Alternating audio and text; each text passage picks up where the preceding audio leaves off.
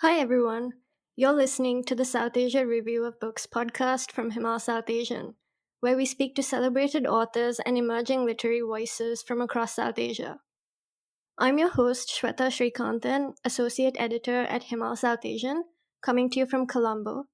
And my guest today is the writer Weena Pun, joining us from Baltimore to talk about her debut novel, Kanchhi. Before we get started, I'd like to take a moment to invite our listeners to check out Himal's Patron program, where you can pay to support our mission to give South Asian literature the spotlight it deserves. To make conversations like this possible, we need the support of our listeners like you. In Torikhola, in western midhills of Nepal, Kanchhi, the only daughter of a single mother, is at odds with the rules and customs of her hamlet and opposes the shame imposed on her ambitions and curiosity. One November morning, she leaves home, and that is the last anybody sees of her. A decade later, Maiju still prays for her daughter's return.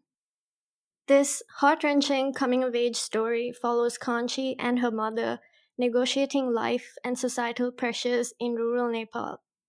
As much as the book looks closely at women's place in Nepali society, it also captures the realities of life in the hamlet Kanchi is from, and the socio-political reasons for Kanchi's disappearance. Weena, welcome to the South Asia Review of Books podcast, and thank you so much for joining us to talk about your fantastic debut novel. Thank you, Shweta. Thank you for having me.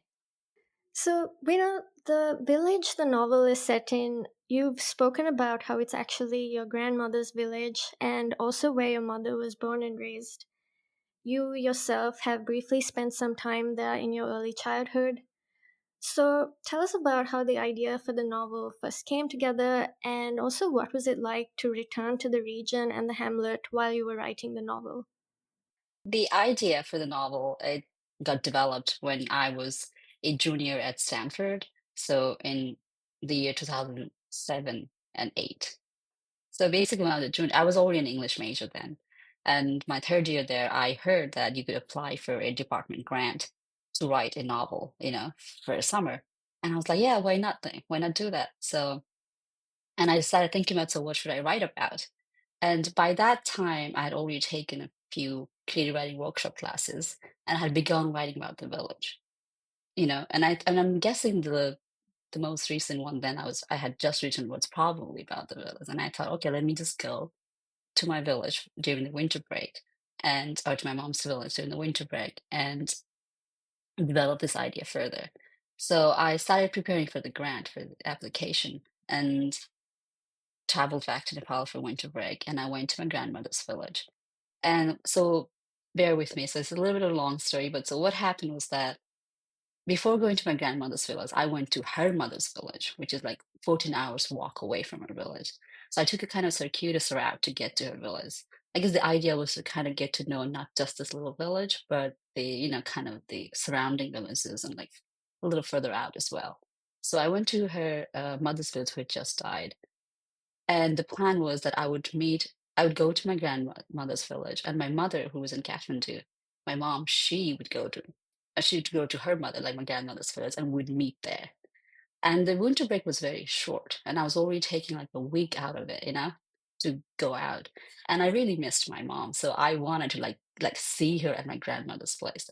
So this was me and my uncle, my mom's brother, when we walked from my great grandma's village to my grandmother's village. My uncle was like, "We don't have to get there tonight. We can always take a break. Like we can like, get shelter somewhere, spend the night there, and go there next morning." I was like, "No, no, no, no, no! I have to go. I have to see my mother. Like we have to go." So I just kept walking, no matter how tired I was, and no matter how dark it got.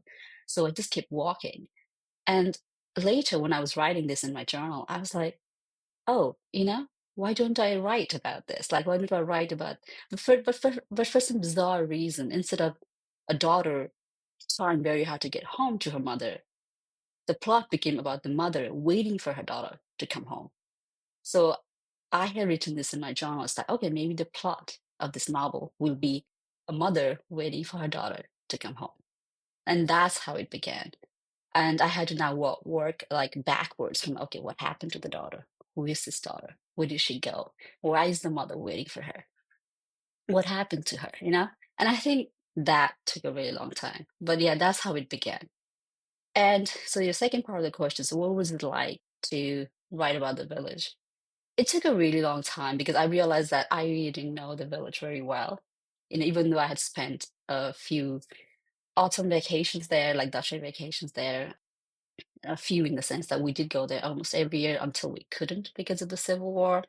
And even though I had spent a year when I was really young, I didn't know anything about it because I really didn't grow up there. So it was really hard. But because I had like really fond memories of it, probably because I was, you know, I spent a year there, writing about it, like I guess dreaming about it as I wrote was like really beautiful in a sense. Like it made me very close to it, even though I wasn't there. Especially, I did bulk of the writing in the US after I came here from the MFA. And so it was, in a sense, it was like it brought me closer to the village. And it helped actually to write because I was really far away from it. And yeah, and I think that's what it was. You also paint such an honest portrayal of the mother daughter relationship. There's these moments of tension, unspoken love, and expectations that come from the conservative patriarchal society they live in. Maiju, for example, she tolerates Kanchi's waywardness and they also each other's quirks, even if they might not understand each other completely. And I think all the women in the hamlet, they encounter these obstacles, judgments, and restrictions that women face in Nepal and across South Asia. But Kanchi is such an interesting character because perhaps because of these circumstances, she grows all the more perceptive and quietly defiant. So, how did you make these characters and set them in motion for the novel? Oh, it wasn't that easy. I wrote about the mother first, or I tried to get the mother down first. And that took a while because I thought at first, like, maybe because I'm not a mother yet. I mean, I was not a mother yet. I was like, maybe that's why I don't get it, you know? But I think it was just that it was just very hard. Like, I just probably was just fighting enough to get to know her. So I wrote the mother first, like, what happened to her, like, who she was, you know, like, how did she get to Torikhola? You know, all those things like how many siblings did she have? Like who's her mother? Like where are her parents? And what did she think of country? And what about this one day in 2005? What is she doing on that day? So I took a really long time to figure her out. And sometimes I still feel like I don't know her very well, you know, like outside of country. Like it's like kind of difficult for me to kind of know what she really is outside of country. But it was Kanchi came much later. Like I focused on Kanchi much later because I thought I had to know the mother first because the mother came first, you know. But I think that part of the reason it took a long time was because I was so focused on knowing Maiju more, like Maiju well, that I did not focus too much on Kanchi. And finally, when I did, and I was like, you know what, this is enough of Maiju for now. Let me go to Kanchi. You know, then that's when I think the book kind of opened up and the mother-daughter relationship became more organic, I think. Probably because I could, you know, relate more as having a mother and how you talk to your mother, you know, based on how I talk to my mother and how I've seen other daughters talk to their mothers. So I think it's just like, and also, you know, because it's about Kanchi disappearing and mother waiting for her. So that relationship had to be at the center of it. And finally, once I started writing, okay, let me start by let's start writing by Kanchi's birth. Like, let's start there, and then go after like what happened when she was a year old, what happened when she's 2 years old. Let's slowly build it up, and I think that's how. And you know, up until she's 16, so like from her birth to 16, let's just figure out what exactly happened to her. And I think that's how it took a long time though, because you know, I had to write everything and make sure and not make sure, like convince myself that that's exactly what happened.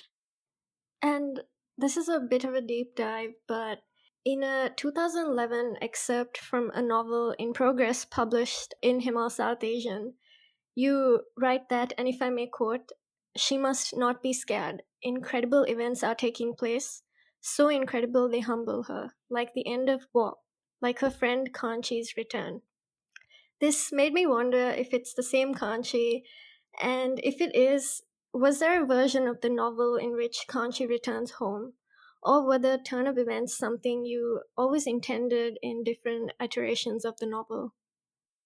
I'm glad you brought that up because yeah, there was a different version of the ending, and and that character that you talked about, like Maya, like she was one of the main characters in my early drafts. Of course, I had to sadly murder her, so she's not there anymore. But yeah, in the beginning, I think, like I say, part of the reason, like because I walked backwards, like I knew the mother's waiting for her daughter to come home, and because I had to figure out, like, okay, so what exactly happened to? Is she coming home? Is she not coming home? Like, what exactly happened? And I think in the earlier version, I was trying to play with, okay, what happens that the book opens with the news that the mother gets, and the news she gets is that that someone has seen Kanchi in I think Kathmandu, and she's coming back. So, and the news is like, hey, she told me she's coming back, and that's how the book began. And I guess, and then suddenly the whole village, including the mother and her friends, are like, oh, she's coming back, you know. They're all very anticipating this reunion. But even then, even while writing that, though, I wasn't quite sure if she was going to come back or not. There were definitely two endings where she did, or she does, and she doesn't. But I really, of course, I don't want to ruin the sport, you know, the other version for other people. So let me just tell you that I did have two endings, and I had to let go of one of them. And even with the other ones, I just wasn't sure how, you know, what kind of like what would really happen to merit that ending. And yeah, so yeah, I had a lot of different endings. And this one didn't come about until much later. So sometimes I do look back at that article you talked about and was like, oh wow, I really was in a very different headspace. You know, it was like, and there were like multiple characters. I had to kill at least two major characters. But the original character, but it's the same Kanchi. It's the same Kanchi, it's the same mother in the sense that the mother's character changes a lot, had changed a lot, but it's the same mother, daughter, and another character, Chalnak. So those three survived, like multiple iterations of the novel. Others sadly didn't and couldn't. That's amazing to know. I love hearing from authors about the different versions or the different lives their novels have had. And yeah, it's always interesting to hear. Yeah, no doubt. Yeah, it's as I was counting the other day the drafts I've written, and it's about almost nine drafts. So I went through nine different drafts. You know, although towards the end they were not that, like, plot wise they were not that significantly different, but the first three drafts or four drafts, let's say, were vastly different from each other. Amazing. And Veena, you also use these striking verses of songs and poetry, especially the melody at the very end, which translates to light a lamp for the goddess, the mother's lap is empty. This particular line really hit me, and the reasons why I can't share without spoiling the book for our listeners. But these songs disguise so much sadness, and without mincing words, they also hold a mirror to the harshness of life in rural Nepal. I also want to give a nod to another piece you wrote for Himal in 2016 on your grandfather and what songs say about Nepali migrant culture. So, tell us about how you've incorporated verses in your writing.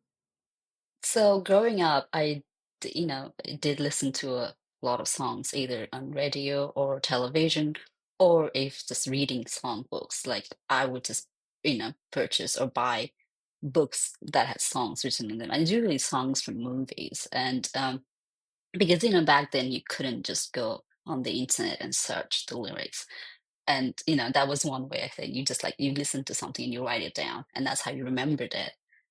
And not just that, even in rural villages, if we go to like any kind of parties, people would just, even if you didn't have any electronic media, you would just they would just sing and dance. So I think songs were always a part of my life growing up, and I think it made it into the storytelling also because I think I grew up, you know, watching Bollywood and watching Nepali movies where storytelling goes hand in hand with singing and dancing.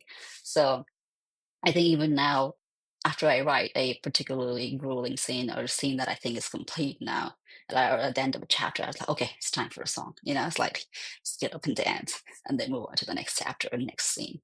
So yeah, I think I have always been kind of, I guess, drawn to these songs, or especially the lyrics, because I don't know much about the music aspect of it, but the lyrics for sure.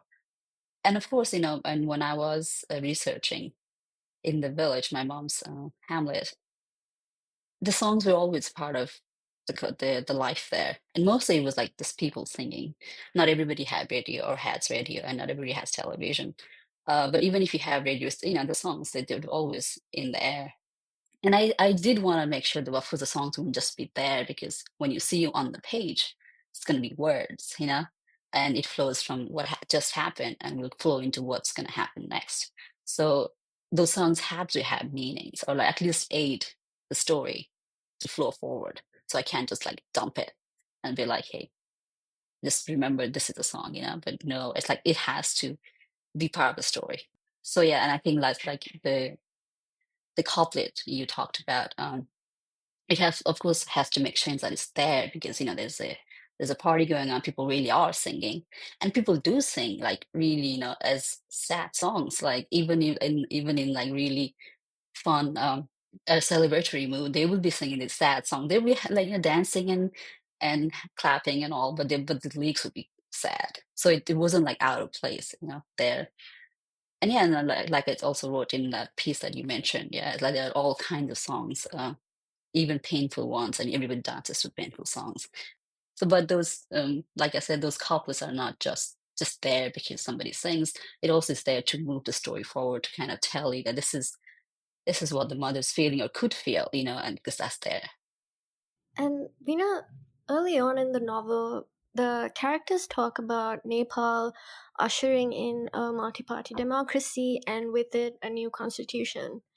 Nepal has seen tumultuous political and social changes since the 1990s, changes which continue today.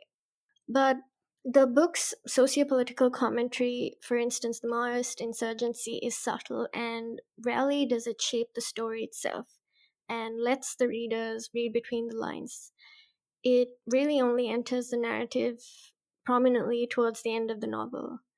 Was this a deliberate choice you've made to draw a parallel with the conflict and rebellion within these women's lives, maybe?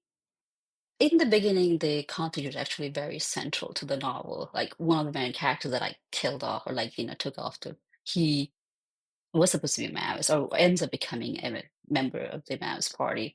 Um, but I think I let go of that because once I started focusing on the mother and the daughter and I had to figure out what happened to them, I just couldn't figure out how they would fit in there. And I think the more I think about it, the more it could be also because while my mom's village was affected by the war, like one instance is that because my mom is a retired policewoman and was an active duty back then, and because one of my other uncles is also in the army, and a lot of my cousins are not in the army in the police force, and a lot of my cousins are in the army, like Nepal army.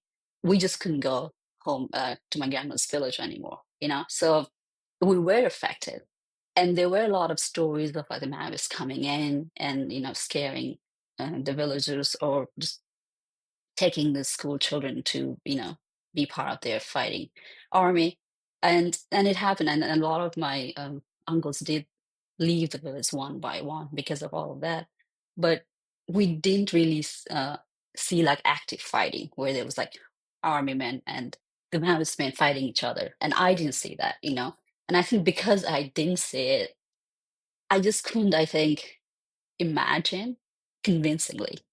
But of course, and I'd heard a lot about it, and it affected us directly or indirectly. So I think that's why probably started going like retreating more and more into the background because it didn't really happen, or not. Sorry, it didn't really happen. I didn't really see it happen before my eyes, like the fights. But it was because it was there, and because I was focusing in this one particular time, especially this one day in 2005, and I knew, and I think that's why you see it that it's there. But the focus ended up becoming more on the mother and the daughter and why she disappeared. Yeah, and like you said, like the war doesn't seem to really like directly affect the plot of a story. Like it kind of does, it kind of doesn't in the end, but it's not, doesn't play as large a role as one might think it does.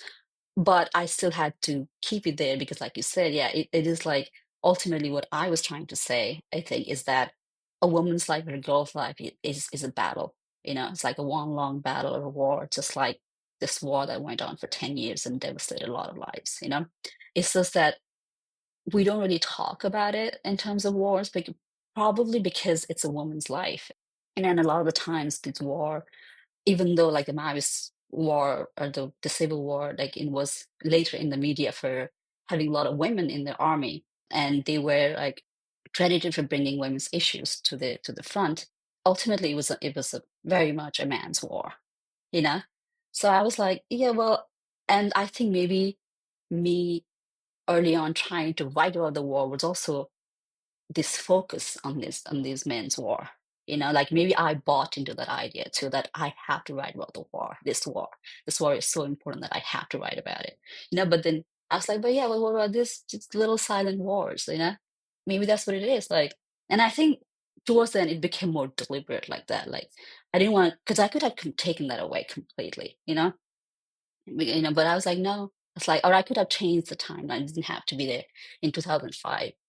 But I was like, no, let me just put that there. It's like, let me just keep walking with it, because the war is silently in the background, but that's what the war that every woman is fighting is as well. It's very silent and it's there, but it's there.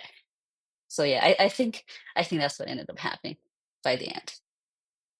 Sri Lanka also had a civil war, and the story also refers to various ethnic and caste communities as well.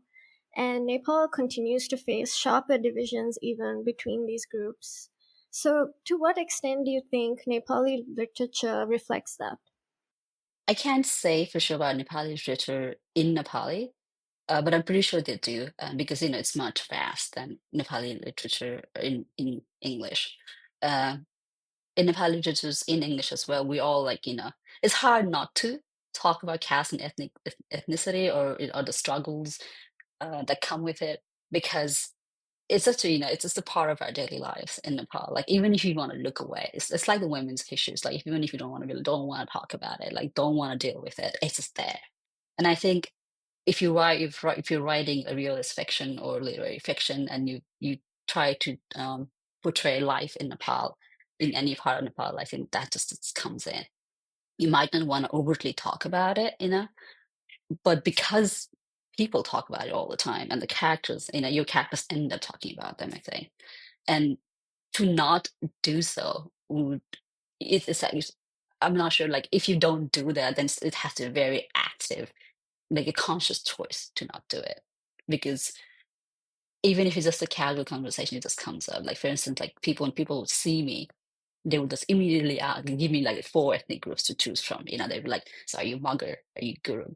Are you Rai, or are you Limbu? So like, and I had to choose from like ABC. And that's like comes in like very first first they're like namaste, and how are you? And then like, what's your name? And then are you this? If you don't give them their last, you give someone your last name, they will give you choices, and you have to pick. So it's hard. It's hard to avoid it. And for a long time, I kind of avoided it, or I was able to avoid it because I went to a boarding school, and thankfully, in a boarding school, all you had to do was study, study, study. And or maybe there were people talking about it, cast, or people doing stuff, but you were not paying attention. I was sheltered from it for a very long time. It was mostly women's issues. I think that I felt acutely, like the challenges we had to go through as girls. But the cast came later, and it came with like full force, like everything that I avoided until then, like just came to the front. And what people don't realize is like, because like they would give you these four choices, but they don't realize that I was actually brought up by my mom, who is like none of those. And then but then you don't go and say, no, I'm not that either. So yeah, I mean, it's hard to avoid it. It's very hard to avoid it. The novel also touches on the important and urgent subject of abortion. Following the deaths of countless women who had undergone unsafe abortions, Nepal legalized the procedure in 2002, and in 2018, Nepal's government went further by enacting legislation that recognizes seeking abortion and women's reproductive rights as a fundamental human right. But of course, Nepal is still far from expanding safe abortion access across the country. This is a well known issue, but not often told in South Asian or Nepali literature. So, tell us more about how you came to drawing attention to this topic in the novel.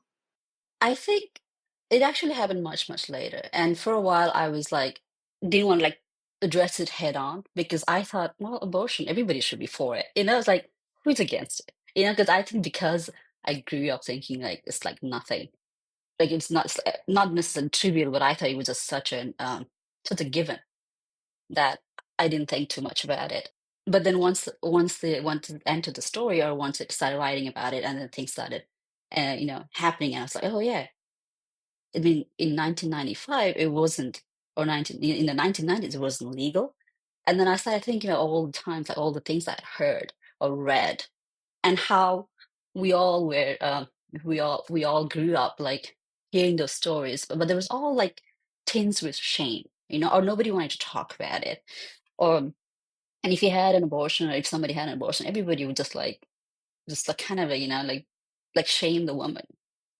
Basically nobody wanted to talk about it, and a lot of people, like even my friends, they didn't realize it was actually illegal, you know because I guess nobody talks about sex to begin with, so I guess abortion is like much further away.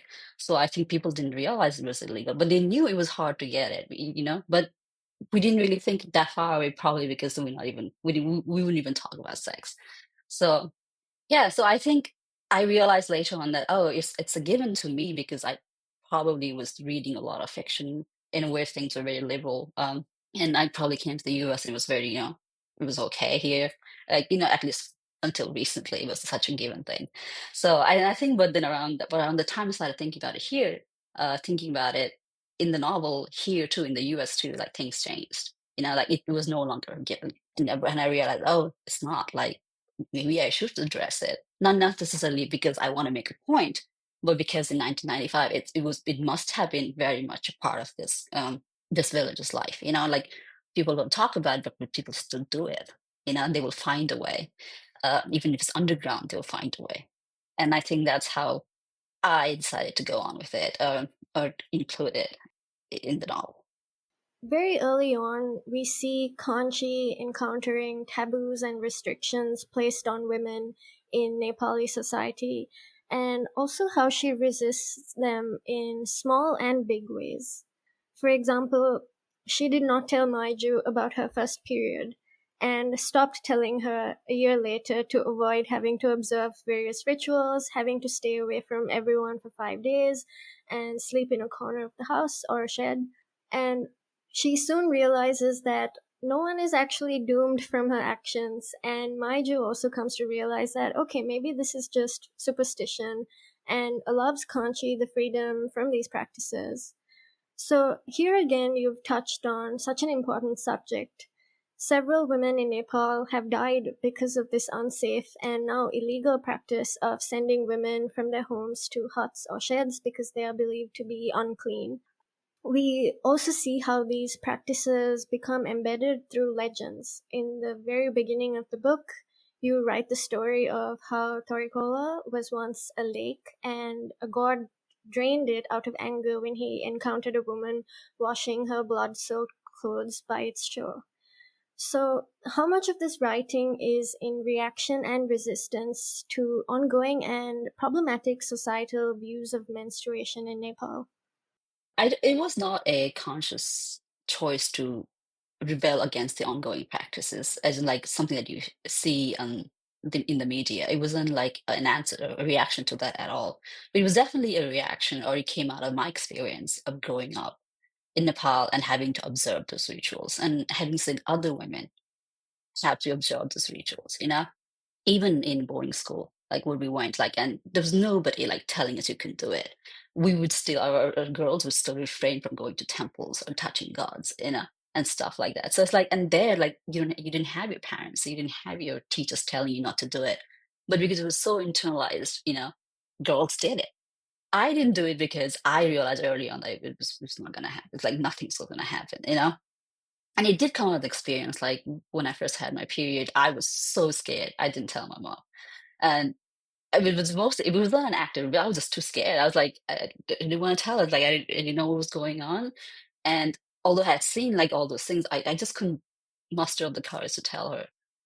And I think that kind of seeped into the story. And in a sense, like I said, and after I told my mom also, like, I told her I didn't take a whole year. I told her like the next time it happened, and I think, but then but by that time though, I had realized that nothing happens. Like, a whole month had gone by and really nothing happens. And I never really followed the customs. And thankfully, my mom like didn't pressure either me or my sister into, because she was like, I mean, she would follow the custom because I think she was, brought up like that.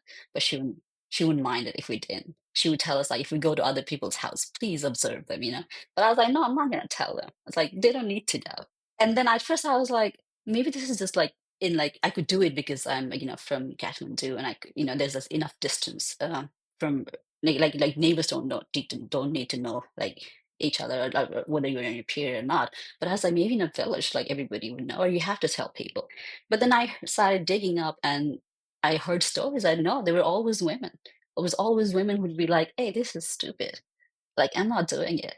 And those women have been there throughout history. Like it's just that we only hear about those, unfortunately, those who follow it, and then, like you said, die because of it.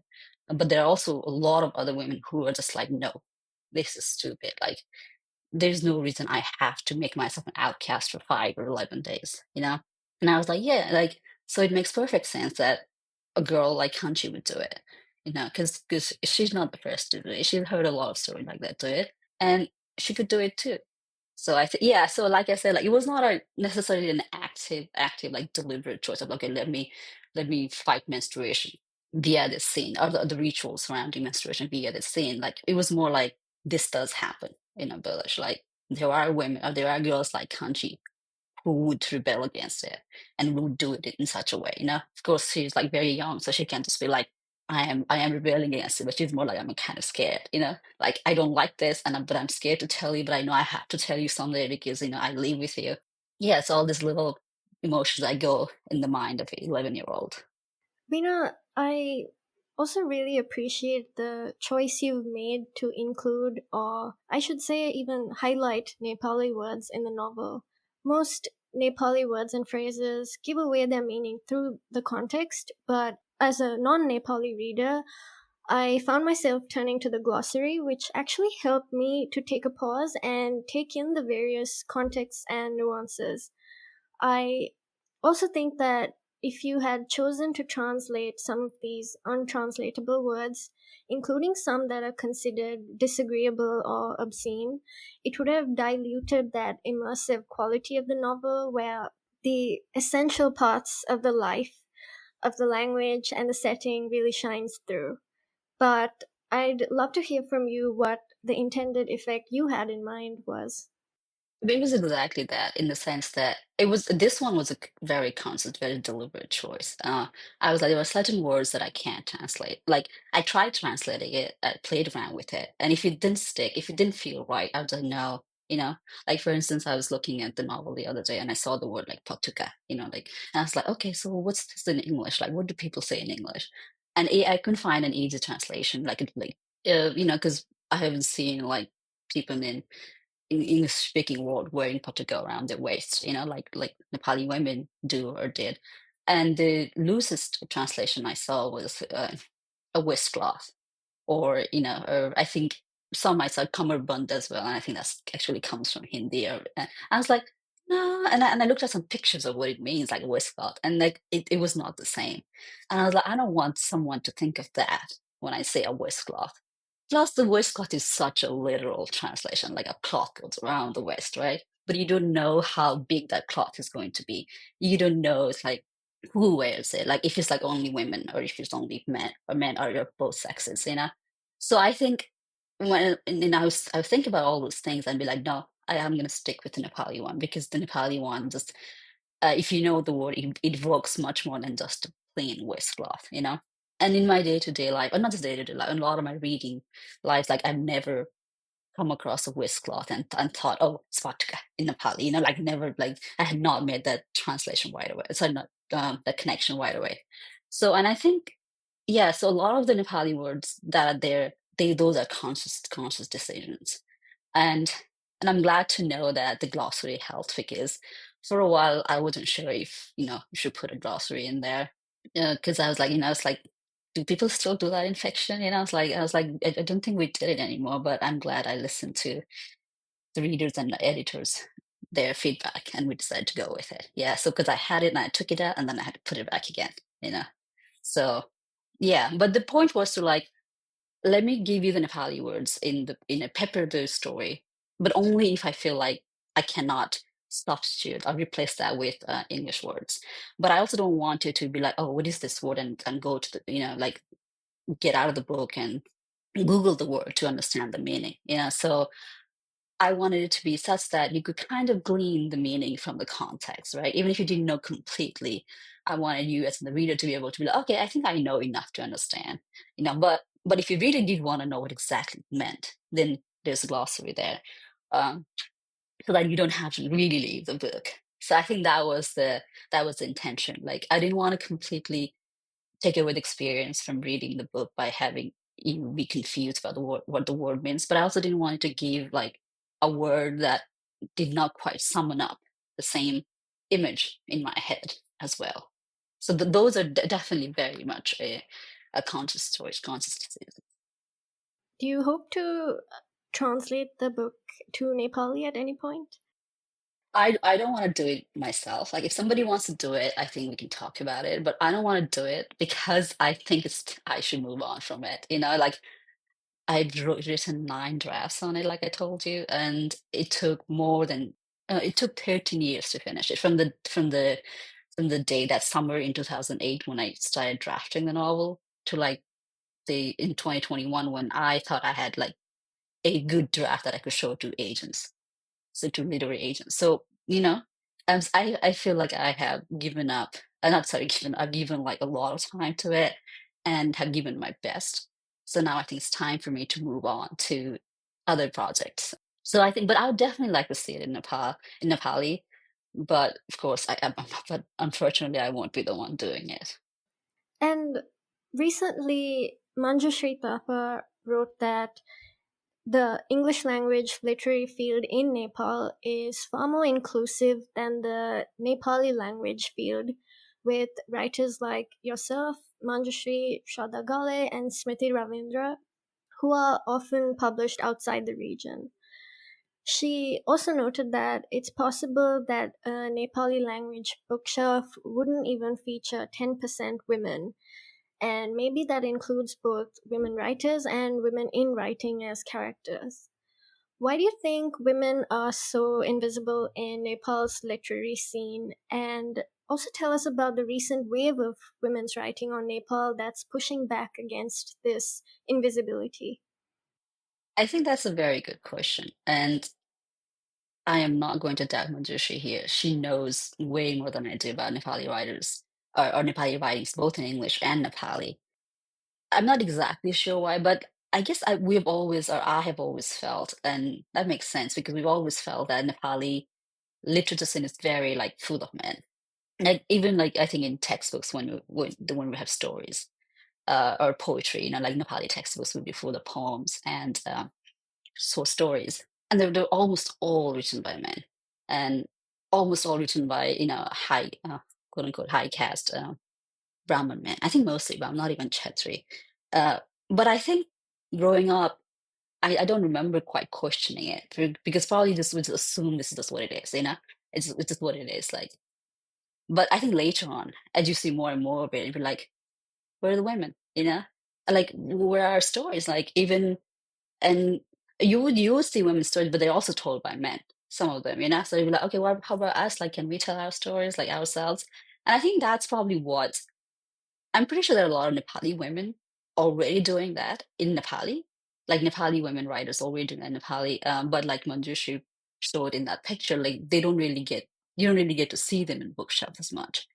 Probably because the route from writing to publishing and being displayed on a bookshelf it's another it's a long process and another it's what's the word phrase it's like more work there, like, and I think a writer's like just wants to write, like let me just write, and after that whatever happens afterwards you probably have to go through like a line of men all the way to the bookshelf, like find a publisher, probably it's run by a man, and get it publicized in the industry. So the publicity industry is run by men, and then having been a bookshelf, probably the bookshop owners are also run by men. So it's like, and after a certain point, like, you just can't keep that fight all the time. You just want to write. So I think that's my guess. And probably we are the result of all of that. It's like, let's write this, let's write our own stories.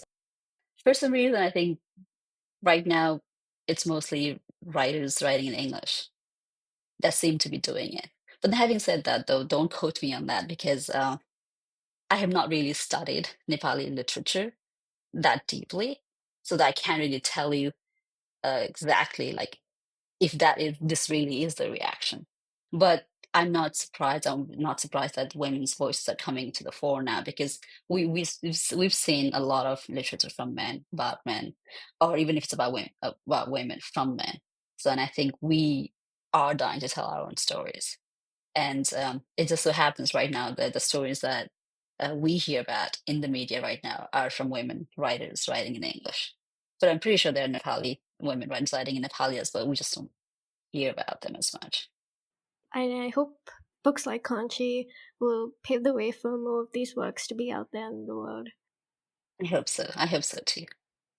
And Weena, congratulations again on Kanchhi, and thank you so much for the wonderful conversation and for taking the time to speak with us today. It was a pleasure to have you on the podcast, and it's always great to connect with past editors and friends of the magazine. So thank you. Thank you, Shweta. Thank you for having me too. It's my pleasure as well. Like it was lovely chatting with you.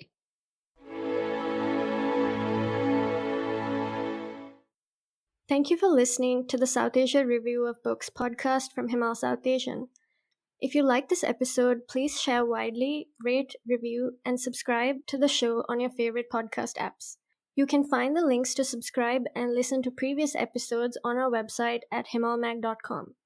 And while you're at it, please do also check out Himal's State of South Asia podcast hosted by Associate Editor Nayantara Narayanan, featuring conversations on pressing social and political issues from across South Asia. What we do and what we love doing at Himal is really looking at South Asian literature like no other. And that gives us a very unique community viewpoint and the privilege of making conversations like this possible. So if you'd like to help us out, please do become a paying Himal patron. We have a great program with lots of perks, including Himal's iconic right side up map, and we'll welcome you to a fantastic South Asia Review of Books community. Thanks again, and until next time.